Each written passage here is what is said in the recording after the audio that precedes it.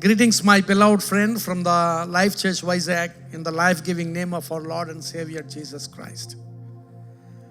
I'm so happy to be here before you to share a short message from the Word of God.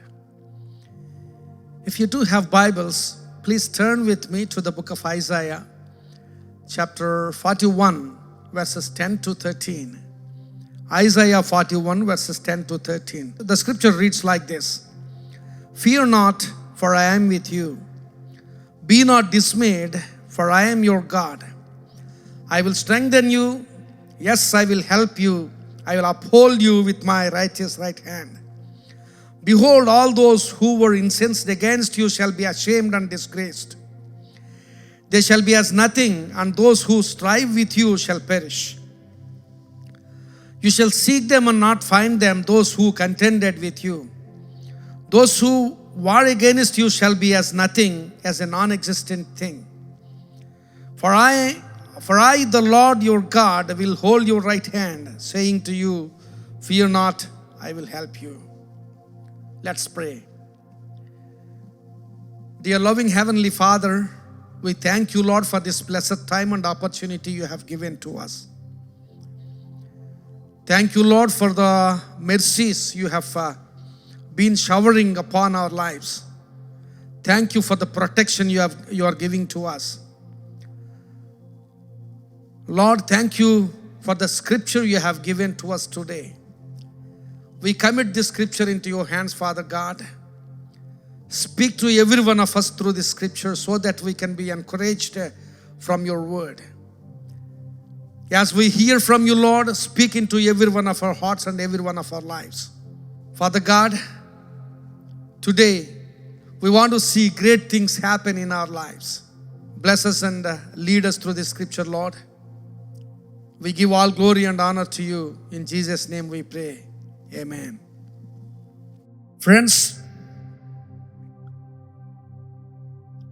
the context of this scripture just I have read now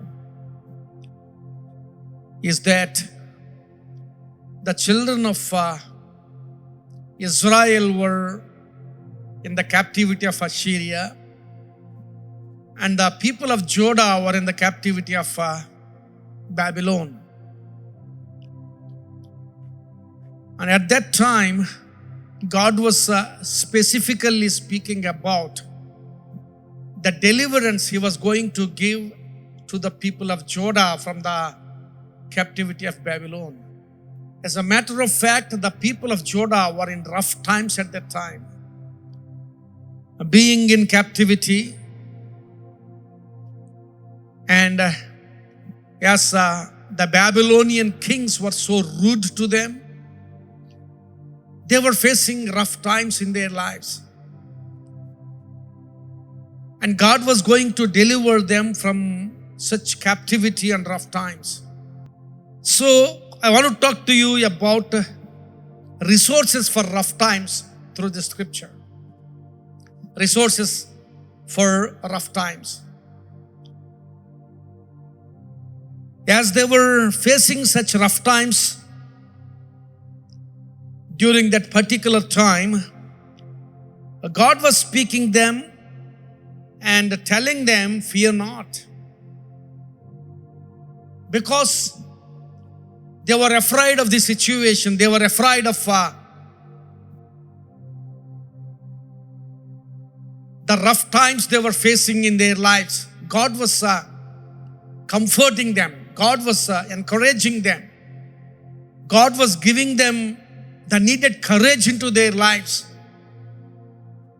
by speaking to them, fear not. Their lives were full of fear at that time. And so God was speaking, fear not. Especially in these chapters from 41 to 44 of the book of Isaiah, we come across this phrase, fear not, almost 7 times. Whenever we come across that phrase, fear not, we see people were so fearful in that land. And not only God was speaking about the fear that they were experiencing in the land of Babylon, But the fears that they were going to face as they were going to be delivered, the times of deliverance, the times of such transformation were also going to be fearful times for them, because the travel from Babylon to Judah, and after going there, they have to rebuild the temple of God. They had to rebuild the walls of the city of Jerusalem. That was all about rebuilding the city, rebuilding the nation, and even rebuilding themselves. The course of rebuilding is always a rough time in our lives. If we renovate our houses, the course of renovation, the course of rebuilding is always a tough time and rough time in our lives.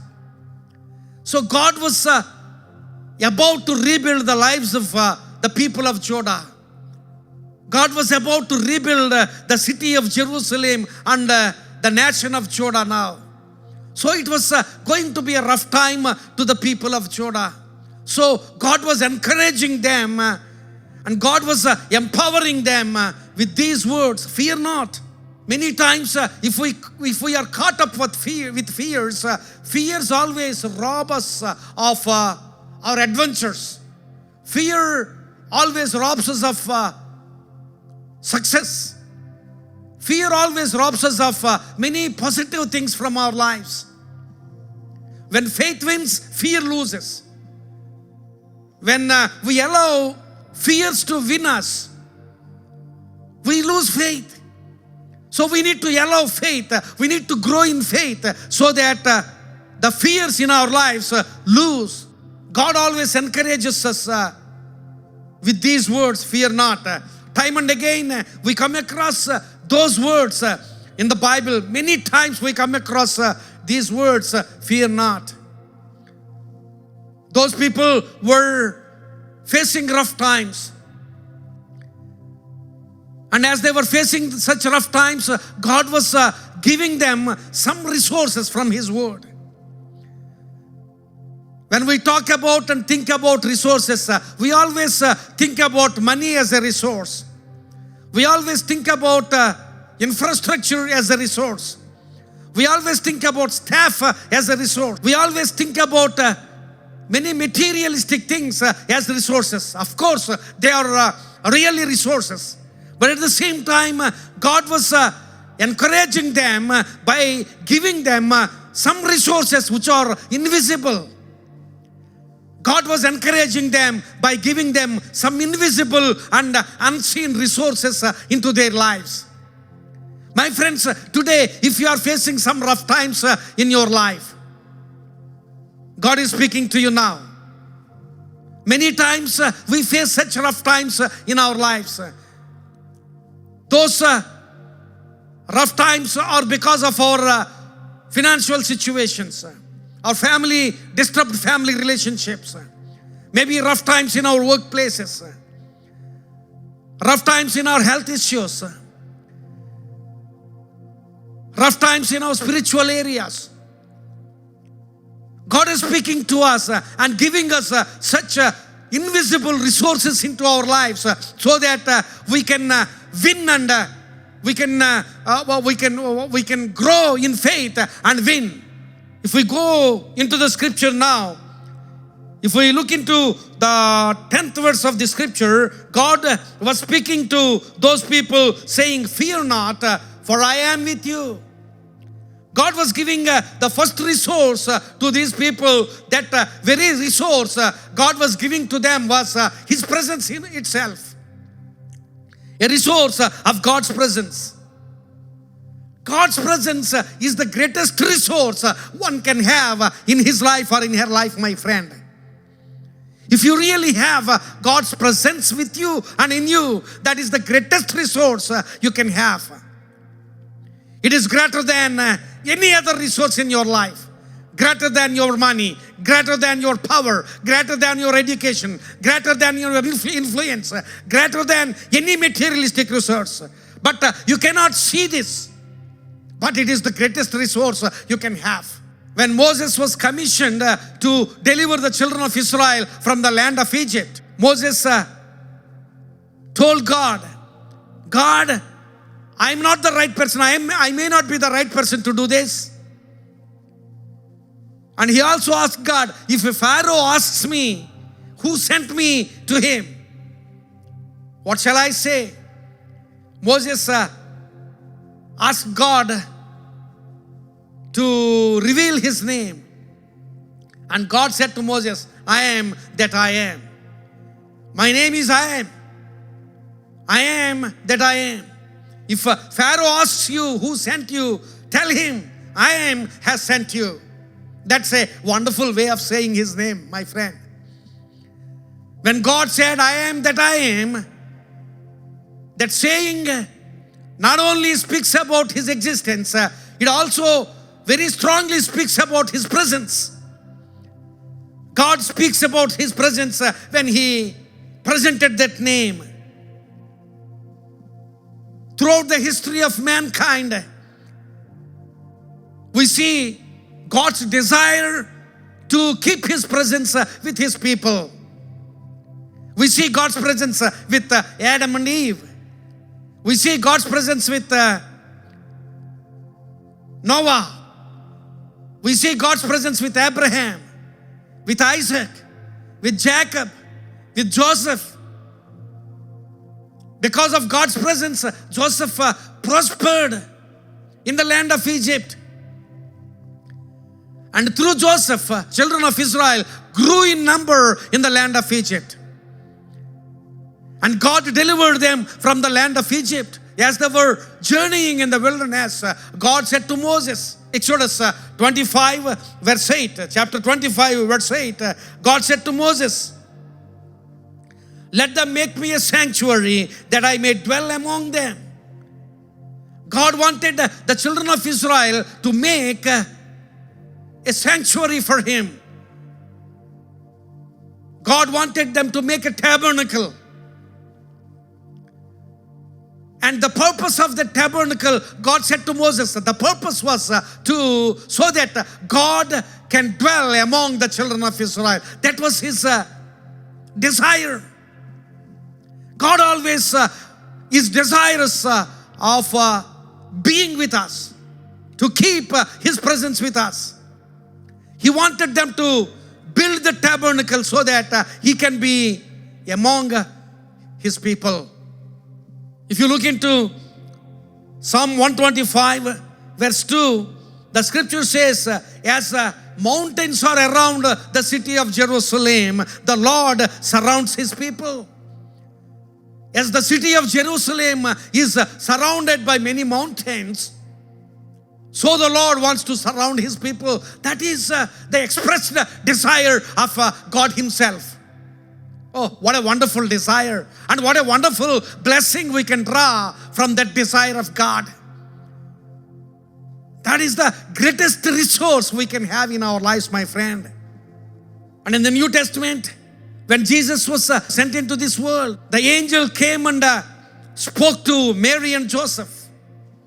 In Matthew 1:23, it says, the virgin shall be with child and bear a son, and they shall call his name Emmanuel, which is translated God with us. The coming of Jesus into this world, and the purpose of his coming into this world is to be with us. The name that was given to Jesus when he came into this world was Emmanuel, which means God with us. His very name is God with us. Oh, what a wonderful desire God has for us. In sending his son Jesus Christ, God was speaking to us through his name. God was expressing his desire through the name of his son Jesus Christ, Emmanuel, God with us. And even Jesus, when he died, buried, resurrected, and had ascended into the heavenly places, he told these words in Matthew 28 verse 20. As he was ascending into the heavenly places, he said these words, lo, I am with you always, even to the end of the age. Emmanuel, God, the expression Emmanuel was not just for those 33 and a half years of Jesus in this world, but Emmanuel, God, is a God with us to the end of the age. That's what Jesus said. Lo, I am with you to the end of the age. Friends, our God is a God who was, who is, and who will be. He was a God to our forefathers. He is a God to us, to our children, and He will be the God of our children's children and the children of those children. From generations to generations, He is our God, because we experience His presence with us. And that is His expressed desire. God's expressed desire for us is that He wants to be with us. And from His presence, we can be encouraged. From His presence, we can be empowered. From His presence, we can be emboldened. If you are with fear, God's presence God's presence gives you courage. God's presence makes you bold, my friend. That's why God was speaking to those people of Judah. Fear not, because I'm with you. My presence is a great resource for you. My presence gives you boldness. My presence gives you encouragement. God was speaking to those people, and God is speaking to you and to me today, so that we can draw that boldness, we can draw that encouragement from the presence of God. If you look into the 10th verse again of the key scripture, the scripture reads like this: Fear not, I am with you. Be not dismayed, for I am your God. I will strengthen you. I will help you. I will uphold you with my righteous right hand. You see, the second resource that God wants to give them was a resource of God's power, His power. He says, I will strengthen you. He says, I will help you. He says, I will uphold you. I will strengthen you. I will give you my power. I'll give you my strength. If you look into 11 and 12 verses, the scripture says that your enemy shall be ashamed, your enemy shall be disgraced, your enemy shall be made as nothing. That's a wonderful, wonderful, wonderful power God is showing to His people. The very enemy whom you are fearing now, about whom you are afraid, you are afraid now. They shall be ashamed one day. You will see that they get ashamed. You will see that they get disgraced. You will see that they will be nothing. God was especially speaking about His plan. He was working out behind the scene. Many times we always see the rough times that are before us, the troubles we are facing. We always see the tough times we are going through, but we cannot see the plans that God was making behind the scenes. God was prophesying these words, saying, I will strengthen you, I will help you, and I will uphold you, because He was doing something behind the scenes. He was raising Cyrus against the kingdom of the Chaldeans in the land of Babylon. This Cyrus was a Persian man who was going to invade these Chaldeans in the land of Babylon. If you look into the 44th chapter of the book of Isaiah, chapter 44, verse 28, the Lord says like this: The Lord who says of Cyrus, He is my shepherd, and He shall perform all my pleasure. Saying to Jerusalem, you shall be built, and to the temple your foundation shall be laid. And God was saying that this will be done through Cyrus. Cyrus was going to be a ruler of Babylon again. But God was going to execute His plan through this man called Cyrus. All this was happening behind the screens. Those people could not see what God was doing for them. Many times we cannot see what God is planning for us, what God is doing behind the screens. But we always see the troubles we go through. But God is a God who always works for us behind the screen. God was going to raise Cyrus for them. Even chapter 45 of the book of Isaiah, verse 1, thus says the Lord to his anointed, to Cyrus, whose right hand I have held, to subdue nations before him and loose the armor of kings, to open before him the double doors so that the gates will not be shut. God was opening doors for Cyrus so that Cyrus can execute God's plans for the blessings of these people of Judah. What a wonderful plan it was.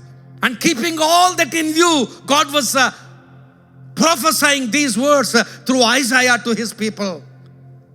Your enemy shall be ashamed one day. Your enemy shall be disgraced one day. And your enemy shall be as nothing. He will disappear before you. What a wonderful, wonderful plan of God. My friends, you need to be encouraged in knowing that God is working for you behind the screens. Whatever troubling times you are going through, whatever rough times you are facing in your life, but God is speaking to you that He is working His plans. He is working out His plans behind the screens. You may not be able to see them, but you will experience them in the times to come. God is speaking to you. If you look into the book of Isaiah 43, chapter 43, verse 13, I am reading this from New Living Translation. No one can undo what I have done. Oh, what a wonderful saying it is. God says, no one can undo what I have done. When God does one thing, no one can undo it. Oh, what a wonderful word it is. If God does something in my life, no one can undo it. My friend, God is speaking to you. God wants to give you the resource of His power.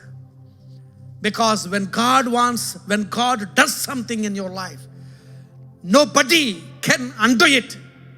Nobody can undo it.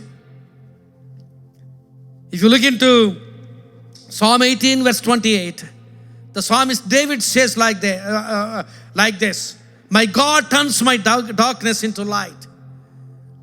When David was facing some troubled situations in his life, as he was going through rough times in his life, he wrote this psalm and he says, my God turns my darkness into light. That was his dream. That was his hope in God. Of course, he was going through darkness. Almost he was traveling through the valley of the shadow of death. Even at that time, David has that hope in God. My God turns my darkness into light. God will definitely turn your darkness into light, my friend. If you really believe in God, if you really seek God for His power in your life, God is speaking to you. He wants to turn your darkness into His marvelous light. And God can do that. If God does that, no one can undo it, my friend. No one can undo it. God is speaking to you. In Isaiah chapter 54, verse 17, God speaks to these people that no weapon that forms against you shall prosper. Whatever weapon that is formed against you, whatever negativity you face, whatever negativity is being planned by your enemies, whatever weapon that is formed against you shall prosper. Because God was breaking the yoke of Chaldeans here. God was going to break the yoke of Chaldeans. That's why no weapon that forms against you shall prosper. That is the power of God. My friends, you may be facing some dark situations. You may be facing rough times and tough times. And you may be facing some weak points in your life. Even Paul said in the second book of Corinthians, chapter 12, verse 9 and 10, He said, my strength is made perfect in my weakness.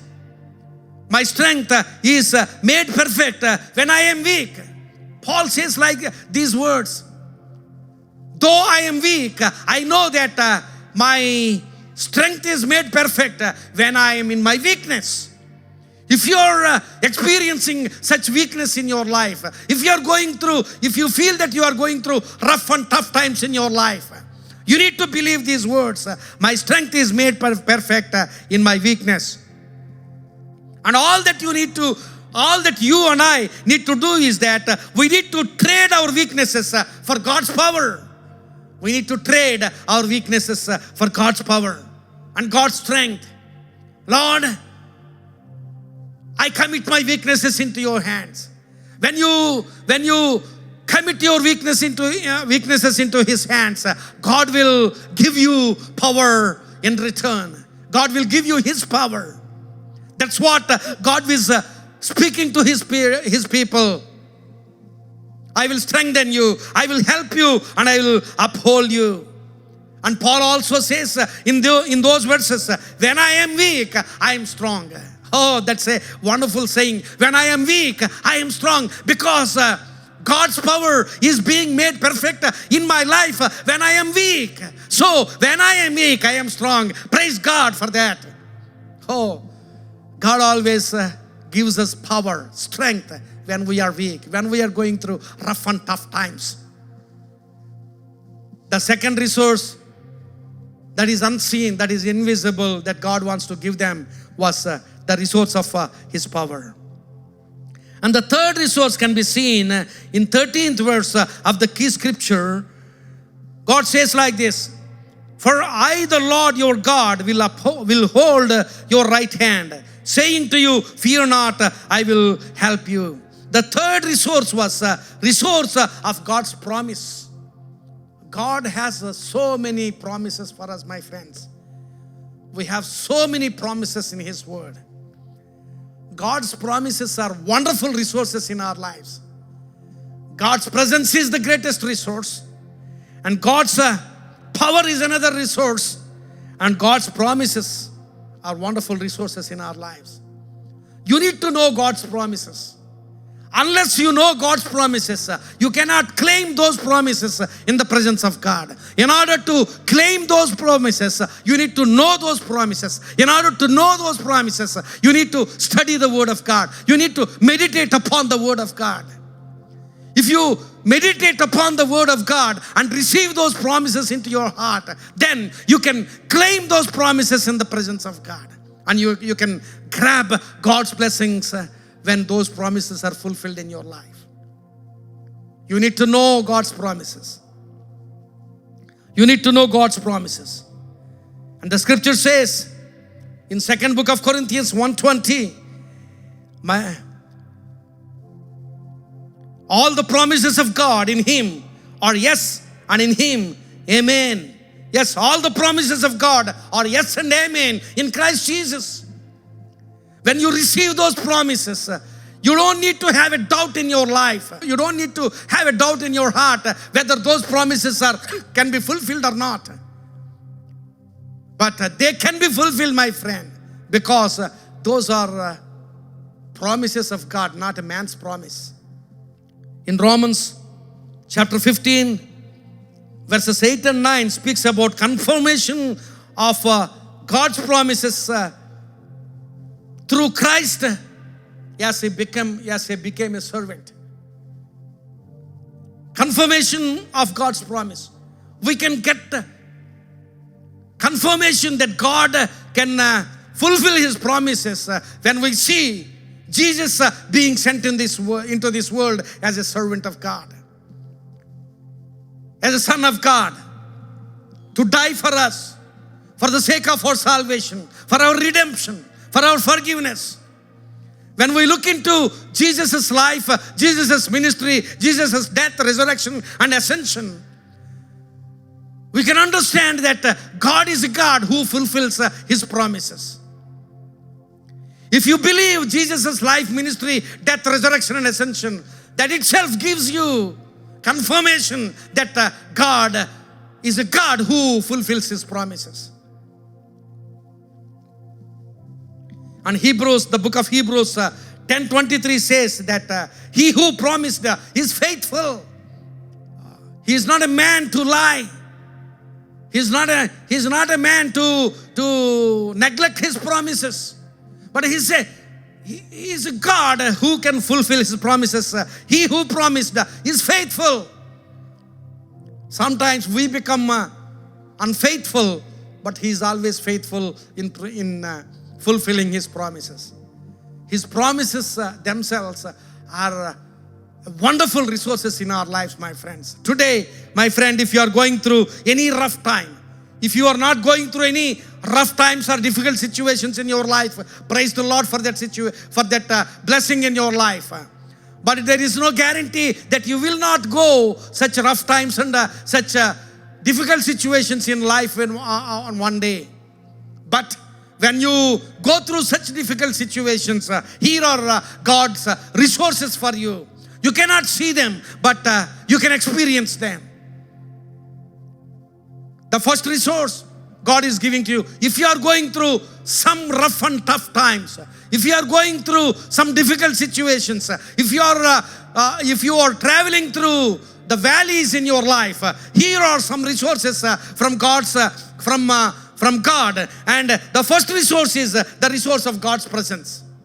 God's presence is the greatest resource you can have so that you can be delivered from all such negative experiences in your life. The second resource is God's power. God's power. You will be emboldened. You will be empowered when you receive this resource into your life so that you can go through any rough situation in your life. The third resource is God's promises. When you know God's promises, you will be able to claim those promises, and you can get those promises fulfilled in your life, and you will be blessed. My friends, these are the wonderful resources God is keeping before you. In order to receive those resources, you need to stand in faith. You need to stand in faith, and you need to ask God, Father God, I want to have those resources, so that I can be strengthened, so that I can be empowered, so that I can be encouraged, so that I can be emboldened in my fearful situations. My friends, we are getting afraid of many situations in our lives. And in such situations, God is promising these resources into our lives. Our God is a wonderful God who gives us all the resources we need in our lives. And not only physical resources, not only materialistic resources. Of course, God gives us all those materialistic resources. But at the same time, these unseen and invisible resources, God's presence, God's power, and God's promises. Wonderful resources. Stand in faith and seek God's face so that you can receive these resources and be empowered for living for Christ and for living for His glory and for living for the blessing of many other people through your life. May God bless you, my friend. May God help you to receive these resources into your life. Be blessed. Be a blessing to many people and bring glory to God's name. God bless you.